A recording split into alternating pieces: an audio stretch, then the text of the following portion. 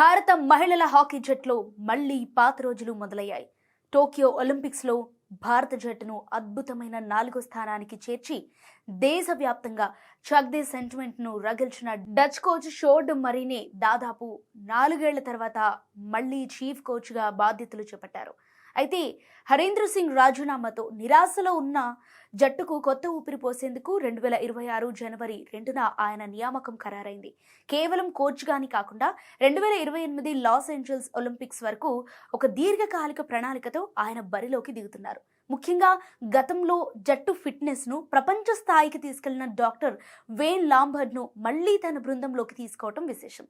జనవరి 14న భారత్ చేరుకున్న మరిని మార్చిలో మన హైదరాబాద్లోని జరగనున్న వరల్డ్ కప్ క్వాలిఫైయర్స్లో జట్టును సిద్ధం చేయనున్నారు. సో ప్లేయర్ల నుంచి వచ్చిన విజ్ఞప్తులు, హాకీ ఇండియా తీసుకున్న ఈ సాహసోపేత నిర్ణయం చూస్తుంటే భారత మహిళల హాకీ జట్లు మళ్లీ స్వర్ణయుగం మొదలవుతుందని క్రీడాభిమానులు ఆశగా ఎదురుచూస్తున్నారు.